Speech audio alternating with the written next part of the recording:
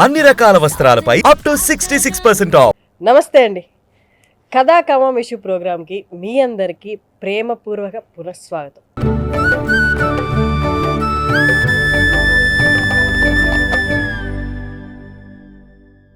ఇవాళ మనం 7వ ఎపిసోడ్ చేయబోతున్నాము. శ్రీనివాస్ వడ్లమాని గారు వచ్చేసారు ఇంకొక చక్కటి కథతో. వారికి స్వాగతం పలుకుతూ ఈ ఎపిసోడ్ని మనం ప్రారంభిద్దాం. నమస్తే అండి. నమస్కారం అండి. ఈరోజు మనం రాచకొండ విశ్వనాథ శాస్త్రి గారు, రావి శాస్త్రి గారు అంటారు. ఈయన విశాఖపట్నానికి చెందిన రచయిత. తెలుగు సాహిత్యంలో నిజం, అల్పజీవి, ఇల్లు, ఆరుసారా కథలు, ఆరుసారో కథలు అనే అద్భుతమైన కథలు, కథానికలు, నవలలతో తెలుగు సాహితీ ప్రపంచాన్ని సుసంపన్నం చేశారు ఆయన. చలసాని ప్రసాద్ గారు ఈ ఆరుసారా కథలుకి ముందు మాట రాస్తూ సామాన్యుడి యొక్క వ్యతలు, కథలు, వ్యధలు, గాథలు, ఆశలు, నిరాశలు వీటన్నిటినీ అక్షరీకరించిన వాడు ఈయన అని చెప్పారు. అంటే ఈయన రచనలన్నీ కూడా సామాన్యుల చుట్టూనే తిరుగుతూ ఉంటాయి. కోర్టుల యొక్క బండారాలు, ప్రభుత్వాల యొక్క వైఫల్యాలు, దొంగతనాలు, పోలీసు వ్యవస్థ యొక్క అన్యాయాల్ని ఈయన కుండబద్దలు కొట్టినట్టు విమర్శించినట్టుగా ఇంకే రచయిత విమర్శించలేదు. సో ఈరోజు మనం ఆరుసారా కథలు అనే కథల గురించి మాట్లాడుకుంటున్నాం. దీని గురించి మహాకవి శ్రీశ్రీ ముందు మాట రాస్తూ ఈ 6 కథలు 6 కళాఖండాలు అని చెప్తూ ఆ కళాఖండాల్లో నాకు బాగా ఇష్టమైన కళాఖండం కథ మాయ అని చెప్పారు. సో శ్రీశ్రీ గారు మెచ్చిన సామాన్యుల యొక్క కథ మాయ. ఆ కథ గురించి ఈరోజు మనం చెప్పుకుందాం. కథలోకి వెళ్ళిపోదాం. మూర్తి అనే ఒక విశాఖపట్నానికి చెందిన ఒక కుర్ర లాయరు. ఇవాళ లా డిగ్రీ వచ్చింది చేతికి. ఒక పెద్ద ప్లేడర్, అంటే మన సీనియర్ అడ్వకేట్ అంటాం ఆ కథా భాషలో, పెద్ద ప్లేడర్ గారి దగ్గరికి వెళ్తే పెద్ద ప్లేడర్ గారు మూర్తిని కూర్చోబెట్టి వాడికి జ్ఞానబోధ చేశారు. అబ్బాయి, బ్రిటిష్ వాడు ఏం చెప్పాడో తెలుసా? Early bird catches the fish. ఏదైతే ముందు పొద్దున్నే లేచిన పిట్టకే మాంసం దొరుకుతుంది, అలా నువ్వు పొద్దున్నే లేచి కోర్టు తలుపులు తీసేయి. రాత్రి వచ్చేటప్పుడు కోర్టు తలుపులు మూసి ఇంటికి వచ్చాయి. మొత్తానికి కోర్టులోనే ఉండు. సామ్యం బాగోదు కానీ వేశ్యలు వీధి గుమ్మాల దగ్గర వేలాడినట్టు, నక్కల శ్మశానాల్లో పడేడ్చినట్టు, కొంగలు చెరువుల్లో ఈదుతున్నట్టు మనం కోర్టులోనే పడి ఆడవాళ్ళ అబ్బాయి అని చెప్పాడు. చెప్తూ ఇంకొక మాట చెప్పాడు. ఈ కోర్టు అడవి లాంటిది. అడవిలో హైనా అని ఒక జంతువు ఉంటుంది. దాని తెలుగులో దుమ్ములు గుండి అంటారు. దాని ప్రత్యేకత ఏంటంటే అది అరిస్తే నవ్వినట్టు ఉంటుంది. దుమ్ములు గుండి అరిస్తే నవ్వినట్టుగా ఉంటుంది. నవ్విందేమో అనుకుని జంతువులన్నీ స్నేహపూర్వకంగా దగ్గరికి వస్తే అది నమిలి మింగేస్తుంది. అలాగే మనం కోర్టులో హైనాల్లో ఉండి మన దగ్గరికి వచ్చే పార్టీలు నమిలి మింగేయాలి. ఇది బ్రిటిష్ వాడు చెప్పాడు మనకి అని చెప్తూ ఈ లాలు, కోర్టులు, సాక్ష్యాలు ఇవన్నీ వాడు చెప్పినవే. వాడు పెట్టిన మాయ ఇదంతా. మన దేశానికి వచ్చి మన ఉప్పును మనకు అమ్మి నా ఉప్పు తిన్నారు కాబట్టి నాకు విశ్వాసంగా ఉండాలని మనకు చెప్పిన మాయగాడు వాడు. సో క్రిమినల్ లా అయినా సివిల్ లా అయినా సాక్ష్యమే ప్రధానం, సత్యం కాదు. సత్యం కానే కాదు కోర్టుకి. కానీ మనం న్యాయం, ధర్మం, సత్యం అరుస్తూ ఉండాలి. ఎందుకంటే ఈ పాపాలు మనకేమంటావు? ఇవన్నీ జడ్జిలవి. పాపాలన్నీ జడ్జిలవి, అంచనాలన్నీ సాక్షులవి, ఖర్చులన్నీ పార్టీలవి, ఫీజులు మాత్రం లాయర్లవి. ఇది గొప్ప నీతి, మనం నేర్చుకోవాలి. సో ఈ మాయలోడు పెట్టిన ఈ మాయా ప్రపంచంలో మనం మాయని బతికిస్తూ మాయలోనే ఉండాలి అని చెప్తాడు. చెప్పినప్పుడు మూర్తికి కళ్ళు బయలు గమ్ముతాయి. అసలు మాయగా ఉండడాన్ని ఇంతలా ఆరాధించే మనుషులు ఉంటారు ఈ ప్రపంచంలో. మాయ ఎంత జీవితమా మనకి అనుకుంటూ ఆలోచనలు పడితే ఒక మాట చెప్తాడు పెద్ద ప్లేడరు. నాయన ఇదే సత్యం, సినికల్గా అయిపోకు, బురకా తీస్తే ప్రపంచం అంతా మాయ అని చెప్పి ఆయన వెళ్ళిపోతాడు. ఈ జూనియర్ లాయరు ఒక ఏడాది గడుస్తుంది. కాస్త అనుభవాలు వస్తాయి. ఒకరోజు కోర్టులో నడిచి వెళ్తుంటే వెనకాల నుంచి ఒక అతను భుజం మీద కొడతాడు మూర్తిని. అయ్యా, నేను జామీందార్ని, అంటే ఓ సాక్షి, ఒక ఆడమడిసిని మీద కేసు అయి రిమాండ్ అయింది, తమరు జామీన్ ఇప్పించాలి. నేను జామీందార్ 1, వీడు జామీందార్ 2 అని ఇద్దరు చూపిస్తాడు. ఇక ఆ 3వ వాడు ఆడమనిషి పెనిమిటి, వాడు భర్త అని చూపిస్తాడు. ఇదిగో మా ఆస్తి పత్రాలు. ఈ సంతకం పెట్టడానికి కూడా మున్సిపల్ గారు 5 రూపాయలు తీసుకున్నాడు. అక్కడ కరప్షనే. మున్సిపల్ గారు 5 రూపాయలు తీసుకున్నాడు అంటే ఇతను ఒప్పుకుని మాట్లాడుతూ ఉంటాడు మూర్తి ఇప్పిద్దాం జామీన్ గురించి అని. ఆ పెనిమిటిని పిలిచి, అంటే భర్తని పిలిచి, డబ్బులు ఇరా లాయర్ గారి కంటే ముందు ఇడిపించమని డబ్బులు ఇస్తానంటాడు. ఈ వాదనలు జరుగుతూ ఉంటాయి. సరే, మూర్తి కోర్టులో ఎవరికి ఏం పడేయాలో అది పడేసి ఆయన అలాగే రాస్తారు రావిశాస్త్రి గారు. కోర్టులో ఎవరికి ఏం పడేయాలో అది పడేసి జామీన్ తీసుకొస్తాడు. ఆ జామీన్ దిగుతూ ఆరు మనిషిని చూడెత్తను జామీన్ తీసుకెళ్ళిపోతుంది. కొంత డబ్బు ఏదో చేతిలో పెడతారు. మూర్తి మెట్లు దిగుతుంటే ఈ జామీన్ అతను ఒక ఆయన వచ్చి వెనకాల పట్టుకుని కొడతాడు. వెనక్కి తిరుగుతాడు. తిరిగిన వెంటనే ఏంటి బాబు అంటే మీ ఇల్లు ఎక్కడ బాబు అని అడుగుతాడు. పలానా డాబా గార్డెన్స్ దగ్గర సీతమ్మ దారి చెప్తాడు. ఈయన పొద్దున్న ఇంటికి వస్తాను బాబు అంటాడు. దేనికి అంటాడు. ఆ ఆడ మనిషిని మీ ఇంటికి తీసుకొస్తాను, కేసు కూడా మీరే వాదించి పెట్టండి బాబు, ఈ జామీన్తో అయిపోలేదు అని. ఆ మొగుడంటే పీనాసి లంచి కొడుకు, ఇలాగే మాట్లాడుతున్నాను. ఆ మొగుడు పీనాసి లంచి కొడుకు అలాగే రాస్తాడు. ఆ మొగుడు పీనాసి లంచి కొడుకు, పీనాసి నంచి కొడుకు. అది ఆడమడిసి పులిసిపో ఉన్నది సారా వ్యాపారం. ₹1,00,000 అడగండి బాబు. కానీ అది ఏడుతుంది బాబు. 50,000 ఇస్తానంటుంది. కనీసం 50,000కైనా ఒప్పుకోండి, మరి నా సంగతి కూడా చూడండి బాబు అంటాడు. వ్యవస్థ ఎలా ఉంటుంది? సాక్షులు ఏం నీ సంగతి ఏంటి అంటాడు. అమ్మాయికి మూర్తికి ఏం తెలియదు. మీది మీకు ముడతాది, నాది నాకు ఇవ్వండి బాబు అని వెళ్ళిపోతూ ఇంకో మాట చెప్తాడు. ఈ ఆడమడిసి ఒక మాట అంటది, బేద్దాని బాబు అంటది. నేను బేద్దాన్ని బాబు, పైసలు లేవు బాబు, చితికిపోనాను బాబు, వ్యాపారం లేదు బాబు. నేను కూడా బాబు అది బేద్ద బాబు కనికరించండి అంటాను. మీరు కనికరించకండి, కనీసం 50,000 తీసుకోండి, నా వాటా నాకు పడేయండి అంటాడు. అప్పుడు మళ్ళీ ఒకసారి మూర్తికి వాళ్ళ పెద్దలాయర్ చెప్పిన మాట గుర్తొస్తుంది. పార్టీలకి తిరగడానికి బోర్డు కోర్టులు ఉంటాయి, జడ్జిలకి బోర్డు జడ్జిమెంట్లు ఉంటాయి, దేశం నిండా దొంగ సాక్షులు, దొంగ జామీందారులు ఉంటారు, దొంగ రాస్కేల్స్ ఉంటారు. వాళ్ళని వాడుకోవడమే మన పని అని పెద్ద ప్లేటర్ చెప్పిన మాట ఒకటి గుర్తొస్తుంది. సరే తీసుకురావయా అంటాడు. మరునాటి ఉదయం మూర్తి ఇంట్లో కూర్చుని ఉంటే ఈ జామీందారు ఒక ఆడమనిషి, నల్లటి ఆడమనిషి వస్తారు. ఇదే బాబు అని చెప్తే ఆవిడ కింద కూర్చుని ఉంటుంది. కూర్చుని ఆవిడకేసి మూర్తి తదేకంగా చూస్తాడు. ఇలాంటప్పుడు రావిశాస్త్రి గారు చాలా గొప్పగా రాస్తారు. ఆవిడకు ఒక 35 ఏళ్ళు ఉండొచ్చు. ఈవిడ ఒకప్పుడు ఎక్కువసార్లు భోజనం చేసి ఆరోగ్యంగా కూడా ఉండి ఉండొచ్చు. ఆవిడ జడని కొప్పుగా కట్టుకుని ఉండొచ్చు. ఇప్పుడు వెలవెలబోతున్న ఈ నల్ల రంగు ఒకప్పుడు మెరుపుతో ఉండి ఉండొచ్చు. మొత్తం మీద ఈవిడ ఒకప్పుడు అందగత్త అయి ఉండొచ్చు అనుకుంటాడు మూర్తి. అనగానే ఈవిడ మొదలెడుతుంది. ఈవిడ వ్యాపారం, ఈవిడ సారా వ్యాపారి. సారా దొంగ సారా కాస్తూ జైలుకి వెళ్తే బెయిల్ ఇప్పించాడు మూర్తి. ఇది కేసు. ఇప్పుడు కేసు కూడా వాదించడానికి ₹1,00,000 తీసుకుని ఫీజు ఒప్పుకోవడానికి వచ్చారు ఆవిడ. కేసులోకి వెళ్ళిపోయింది ఆవిడ డైరెక్ట్గా వ్యవహారంలోకి. నా పేరు ముత్యాలమ్మ బాబు, ఈ కేసులు కోర్టులు నాకు కొత్త కాదు. శానాసుట్లు అంటే చాలాసార్లు శానాసుట్లు కోర్టులకు వచ్చినాను బాబు. జడ్జిలకి లాయర్లకి దోషుల నిండా డబ్బులు ఇచ్చినాను. సిట్టికిపోనాను బాబు. వ్యాపారం జరగట్లేదు. ఊరంతా షాపులు వచ్చేసాయి. పోలీసు వాళ్ళే సారా అమ్మేస్తున్నారు బాబు. చితికిపోయి ఉన్నాను. నాకు గంజి నీళ్ళు లేవు, నా పెనిమిటికి సారా లేదు, పిల్లలకి ఏమీ లేదు. నేనేటి ఇచ్చుకోలేను బాబు, నన్ను చూసి అడగండి ఫీజు అంటుంది. అనగానే కొంచెం భయంగానే ₹1,00,000 ఇస్తారా అంటాడు. ₹1,00,000 ఇస్తావా అంటాడు. అదేంటి బాబు ఇంత చెప్పినా కూడా మళ్ళీ ₹1,00,000 అంటావు. ఏటుంది బాబు నా కాడ? మొత్తం సితికిపోయినాను బాబు, వ్యాపారాలు లేవు. ఇదిగో ఈ జామీన్ బాబాయ్ చెప్పుంటాడు, ₹1,00,000 తీసుకో, ₹2,00,000 తీసుకో అని ఈ బాబాయ్ చెప్పుంటాడు. ముత్యాలమ్మ చాలా తెలివైంది, చాలా తెలివైంది. వెళ్ళే కొద్ది మీకు తెలుస్తుంది. అనా ఇచ్చినా సగం దొబ్బేస్తాడు బాబు ఈ లంచి కొడుకు. ఇదే భాష. అనా ఇస్తే నీకు సగం దొబ్బేస్తాడు ఈ లంచి కొడుకు. ఎందుకు బాబు? ఒక్క మాట చెప్తాను నేను బాబు, ప్లేటర్ బాబు. నువ్వైనా ఈ బాబైనా ఏ మడిసైనా ఎవరైనా మంచోడని చెప్తే నా నమ్మను బాబు. ప్రపంచంలో మంచోడు లేరు బాబు. ఇదంతా వ్యాపారము, డబ్బు. పశువులు ఉన్నాయే, ఉత్తరాంధ్ర జిల్లాలో సొమ్ములు అంటారు, అట్లని పశువులు సొమ్ములు అంటారు. వాటికి నీతి ఉంది బాబు. చదువులే నాకు నీతి లేదు, చదువున్న నీకు నీతి లేదు. అంతా అమ్ముకోవడమే బాబు, డబ్బే బాబు.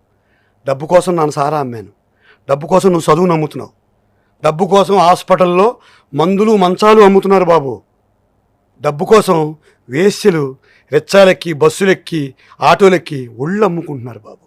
ఇంతెందుకు బాబు? దేవాలయాల్లో కొబ్బరి చిప్పలకి, కానీలకి దేవుడి దయ కూడా అమ్మేస్తున్నారు బాబు. అంతా అమ్మకం ప్రపంచం అండి. ఇంక ఎలక్షన్లు వచ్చానుక బాబు, అంతా అమ్మకమే. ఓట్ల అమ్మకం, పదవుల అమ్మకం, ఇలాంటి అమ్మకంలో ఉన్నాం బాబు. నేను చెప్పింది నీకు తప్పు అనిపిస్తే ఒకసారి నువ్వు మాట్లాడు బాబు అంటే అని, మళ్ళీ నువ్వు మాట్లాడలేవులే, నువ్వు చిన్న లాయర్వి, నేను జీవితాన్ని చూసి వచ్చిన దాన్ని, పైగా సారా వ్యాపారం చేస్తుంది దాన్ని, చిన్న లాయర్, నా పెనివిటిని, నా కన్న బిడ్డల్ని, మడుసుల్ని నేను నమ్మను బాబు. నమ్మకమే పోనాది. ఇంక ఇలాంటి నమ్మకం లేని జీవితంలో నేను బతికి మాత్రం చేసేది ఉంది బాబు. ఇది వేదాంతం కాదు, కంగారు పడకు అని చెప్తూ వాడు కంగారు పడుతూ ఉంటాడు మూర్తి. వాడు బాబు టారెత్తిపోతాడు ఈవిడ అనుభవాలకి, ఆవిడ మాటలకి అని ఇంకో మాట చెప్తుంది. ఇప్పుడు ఈ బతికే కంటే నేను చచ్చిపోవడం నయం కదా బాబు అని ఈ సారా వ్యాపారంలోకి వచ్చిన తర్వాత మరీ ఎదవనైపోయాను బాబు. నేను చిన్నప్పుడు కూలి పనికి వెళ్ళేదాన్ని, తక్కువ డబ్బు వచ్చేది కానీ ఆనందంగా ఉండేది బాబు. ఎప్పుడైతే ఈ సారా వ్యాపారం మొదలెట్టానో నాకేం ఉపయోగపడలేదు. పోలీసు వాళ్ళు పట్టుకుపోతున్నారు, ఊళ్ళో వాళ్ళు పట్టుకుపోతున్నారు, పిల్లలకు ఉపయోగపడలేదు, దేనికి లేదు బాబు. పడి ఆడవడం, కోర్టులు కేసులు తప్పితే నాకు ఏటి ఉపయోగపడలేదు బాబు. కానీ 10 మందిని చెరగొట్టేసింది బాబు సారా అమ్మి. వారం అయింది బాబు, ఒక్క సుక్క అమ్మి వారం అయింది. పొయ్యిలో కట్టెలు కాదు కదా, అవి కాలిపోయిన బూడిద కూడా లేదు బాబు. ఆకలితో అలమటెత్తున్నాం. సరిగ్గా ఆ టైంకి వచ్చాడు బాబు హెడ్ కానిస్టేబుల్. ఇవి హెడ్ బాబు అంటుంది. అప్పుడు వచ్చాడు బాబు హెడ్ బాబు. నెలమామూళ్ళు ఇవ్వలేదని 20 చుట్లు మా ఇంటి చుట్టూ తిరిగినాడు బాబు. తిండి లేదు, వ్యాపారం లేదు, యాడ్ నుంచి చేస్తాం బాబు మామూళ్ళు. కోపం వచ్చింది బాబు. అప్పటికే తాగున్నాను బాబు. నేను తాగుతాను బాబు, జడ్డి ఉండను కదా, తాగున్నాను బాబు. ఒక కర్ర తీసి ఎడ్డుగాడిని పరిగెత్తించాను బాబు వీధిలో. ఆడు పరుగు పోనాది పోలీసోడికి, టోపీ కూడా జారిపోయినది బాబు, వీధిలో పారిపోయినాడు. ఆ కోపం మీద బాబు ఈ కేసు పెట్టినాడు. నీ దగ్గర జామీన్కి వచ్చాను బాబు. ఇంకొక విషయం చెప్తాను, కుమిలిపోయి ఉన్నాను బాబు. వారం రోజుల క్రితం సరిగ్గా ఈ చేతులతో నా కూతుర్ని మట్టి చేసుకున్నాను బాబు. 6 సంవత్సరాల పిల్ల చచ్చిపోయింది బాబు. బాబు ఒకటి చెప్తాను, మీరు పెద్దవారు, అది ఎందుకు పుట్టింది, ఎందుకు చచ్చిపోయింది, నేను ఎవరిని అడగాలి, నా ఏడుపు ఎవరు అర్థం చేసుకుంటారు, కుమిలిపోయి ఉన్నాను బాబు అని చెప్తుంది. మూర్తికి అసలు ఏం అర్థం అవ్వదు అని చెప్తూ, బాబు మీ పెద్ద కులాల్లో పిల్లలు కూడా ఇంత బాగోరు బాబు. శలాకి పిల్ల 6 ఏళ్ళు, మొన్న పీర్ల పండక్కి పులేసం కడితే ఆడపిల్ల పులేసం ఏంటని ఊరంతా నవ్వింది బాబు. సాయంత్రానికి అందరూ సప్పట్లు కొట్టారు, అంత బాగా ఆడింది పులేసం. వేదికలు ఎక్కి టేజీలు రికార్డింగ్ డ్యాన్స్ చేస్తే బాబు పెద్ద హీరోయిన్ అయిపోద్ది. ఏ బాబు ఎవడో సినిమాల్లో యాసాలు ఇప్పించకపోతాడో అనుకున్నాను బాబు. సారా వ్యాపారం నాకు కొంప ముంచేసింది. 6 సంవత్సరాలకి పిల్ల కదా బాబు. ప్రతిరోజు పొద్దున్న 6 గంటల నుంచి రాత్రి 11 దాకా ఈడి మొగలో నించుని పోలీసులు వస్తుంటే కుక్కలు వస్తున్నాయని పారెత్తుకొచ్చేస్తుంది ఇంటి దాకా. వచ్చి సారా ట్యూబులు, గ్లాసులు, గొట్టాలన్నీ నాతో పాటు వెనకాల తుప్పల్లో దాచేస్తుంది బాబు. అంత తెలివైంది. ఇలాగే ఓ రోజు కుక్కొచ్చేస్తుంది బాబు అంటే తెలుసుకోలేక నేను సారా గొట్టాలకి పరిగెత్తాను బాబు.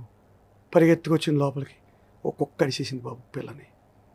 కుక్క కరేయడం అంటే నేను ఎప్పటిలాగే సారా కొట్టాలేమో అనుకున్నాను. ముందు గాబరా పడ్డాను, తర్వాత ఏటి కాదులేవే, చిన్న గీరెలేవే అని ధైర్యం చెప్పాను. కానీ కరిసింది ఎర్రి కుక్కో పిచ్చి కుక్కో తెలియదు బాబు. సాయంత్రం చచ్చిపోయింది. సారా గ్లాసులు, సారా గొట్టాలు, సారా ట్యూబ్లు దాచుకున్నాను కానీ నా కూతురు దాచుకోలేకపోయాను బాబు. ఏం బతుకులు మాయ బాబు, ఏం బతుకులు మాయ.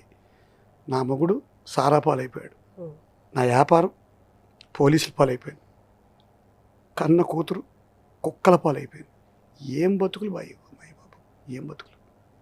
సరిగ్గా ఆ టైంలో వచ్చాడు బాబు హెడ్ బాబు. మామూలు అడిగాడు, ధర్మమా చెప్తే ఏం లేదు బాబు, వ్యాపారం లేదు, సుక్క తాగలేదు, సుక్క అమ్మలేంటి అనకుండా రుబాబు చేసినాడు బాబు. దాంతో కర్రెచ్చి తిరిగాను, కేసు పెట్టినాడు. ప్లీడర్ బాబు నీకు దండం, 100 ఇవ్వలేను, 50 ఇవ్వలేను, ఓ 25 ఇస్తాను, ఒక 25 రూపాయలు ఇస్తాను. అది కూడా నన్ను నమ్ముకోవాలి, నా కూతురు నమ్ముకోవాలి, కొడుకులు పిల్లలు ఇంకా 2 పిల్లలు ఉన్నారు, వాళ్ళు నమ్ముకోవాలి, నా మొగుడు నమ్మాలి, పెనిమిటి నమ్మాలి. నా దగ్గర ఏం లేదు బాబు, వ్యాపారం లేదు. కానీ బాబు నీ కష్టం ఉంచుకోను, అలాంటి దాని కాదు నేను. నీ ఇంట్లో అంట్లు తోముతావు బాబు, నెలకి 4 రూపాయలు, 6 నెలలు పనిచేస్తా, 25 రూపాయలు తీరిపోతుంది, సాయం చేసి పెట్టు బాబు, ఆ శిక్షలు పడకుండా చూడు బాబు, జైలుకి వెళ్ళలేను అని బాధపడుతూ ఒక 10 రూపాయలు తీసి ఆయనకి ఇస్తుంది. ఆయన బాధగానే 10 రూపాయలు అడ్వాన్స్ తీసుకుంటాడు లాయర్ మూర్తి. సరే అయిపోయిన తర్వాత ఈ జామీన్ గారికి చెప్తుంది, మళ్ళీ లాయర్ బాబుని ఇబ్బంది పెట్టబాకు, నీకు ఆ కాఫీ డబ్బులు నేను పడేస్తానులే అని. ఆడికి ఇష్టం లేకపోయినా జామీన్ గారిని ఈడ్చుకుపోతుంది. అక్కడితో అది అవుతుంది. తర్వాత సీన్ కట్ చేయడం అంటారు కదా మన భాషలో, సీన్ కట్ చేస్తే కోర్టు హాల్ అంతా హడావుడిగా ఉంటుంది. పేపర్లు వాళ్ళు, జర్నలిస్టులు, పోలీసులు, హెడ్ కానిస్టేబుల్ వాడి దగ్గర ఉండే కింద నెక్స్ట్ కానిస్టేబుల్, వాళ్ళిద్దరిని ఏమని జవాను హెడ్ అని పిలుస్తుంది ఈవిడ. వాళ్ళిద్దరు సాక్షులు ఇప్పుడు ఈ దొంగ సారా కేసుకి. సో వాళ్ళిద్దరూ లోపలికి కోర్టులోకి వెళ్తారు, మూర్తి లోపలికి వెళ్తాడు, ముత్యాలం వెళ్తుంది, అందరూ కూర్చుంటారు, సాక్ష్యాలు జరుగుతాయి, వాళ్ళని బోన్లో ఎక్కిస్తారు, మూర్తి ప్రశ్నలు వేస్తాడు, అయిపోయి బయటకు వస్తారు. ముందు మూర్తి, వెనకాల ముత్యాలమ్మ ఆ కోర్టు హాల్ చిగురున నిలబడి ఉంటారు. ముత్యాలమ్మ అడుగుతుంది, బాబు ఏటైద్దంటావు అంటే, కేసు గ్యారంటీగా గెలుస్తామని నమ్మకం ఉన్న మూర్తికి ముత్యాలమ్మ అనుభవం ముందు అతని చదువు వెలవెలబోయి చెప్పడానికి సాహసించాడు, గెలుస్తామని చెప్పలేకపోతాడు. ముత్యాలమ్మ అంటుంది, జవాను ఎలా చెప్పాడు అంటే, ఫస్ట్ సాక్షి జవాన్ కొంచెం గట్టిగా నిలబడ్డాడమ్మా అంటాడు.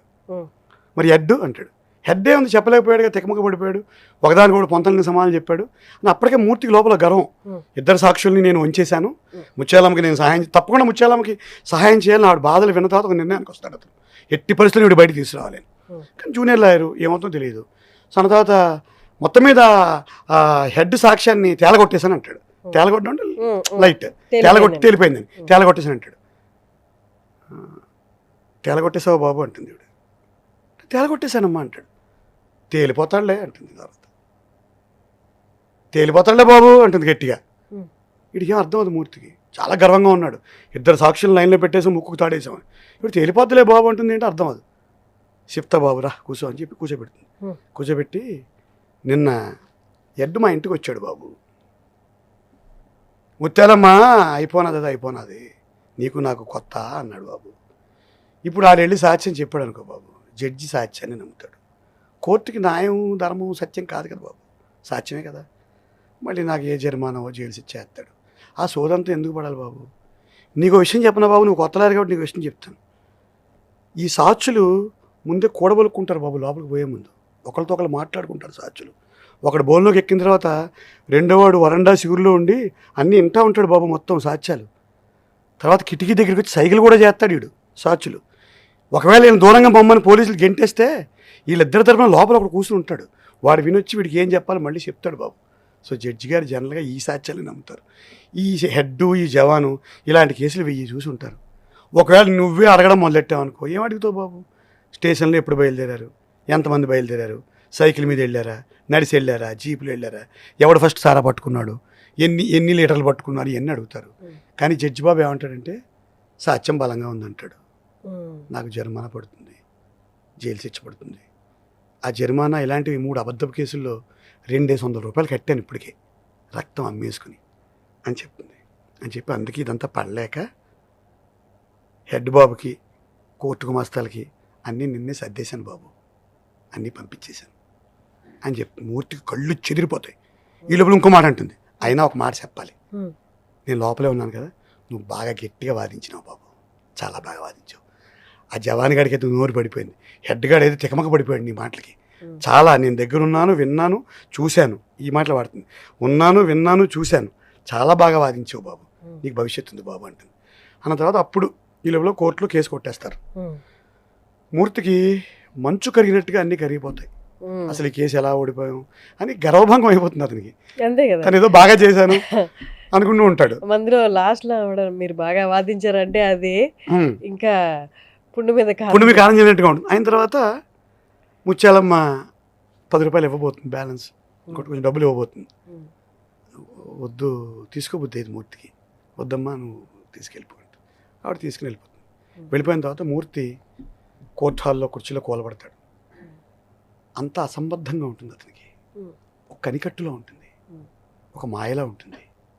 న్యాయ వ్యవస్థ ఇలా పనిచేస్తుందా, నేనేం సాధిద్దామని ఇక్కడికి వచ్చాను, ఇలాంటి అనేక ఆలోచనలు తిరుగుతూ ఉంటాయి. సారా దొరకలేదు, దొరికిందని కేసు పెట్టారు, మళ్ళీ దొరకలేదని తేలగొట్టేశారు. విషయం జరగలేదు, జరగని విషయం జరిగిందన్నారు. జరిగిందనుకుని జరగలేని విషయం మళ్ళీ జరగలేదన్నారు. జరిగిందనుకుని జరగలేని విషయాన్ని మళ్ళీ జరగలేదన్నారు. అంటే లేదు, ఉంది, లేదు. ఈ మధ్యలో ఏముంది? పెద్ద ప్లేటర్ చెప్పిన మాయే కదా, అంత మాయే కదా అని సర్దిపుచ్చుకుంటాడు. కానీ మెరుపులో ఒక ఆలోచన వస్తుంది, నిజమే అంతా మాయే. కానీ ముత్యాలమ్మ గుర్తొచ్చి ఈ మాయతో పాటు ఎంతో బాధ ఉంది కదా అనుకుంటాడు. ప్రపంచానికి ఈ మాయే కావాలా, ఈ బాధ అక్కర్లేదా? మా పెద్ద ప్లేటర్కి ప్రపంచంలో మాయతో పాటు బాధ ఉందనే విషయం తెలుస్తుందా, తెలీదా? తెలుస్తుంది. ఎందుకు తెలియదు? బాధ ఉందని తెలుస్తుంది, మాయ ఉందని తెలుస్తుంది.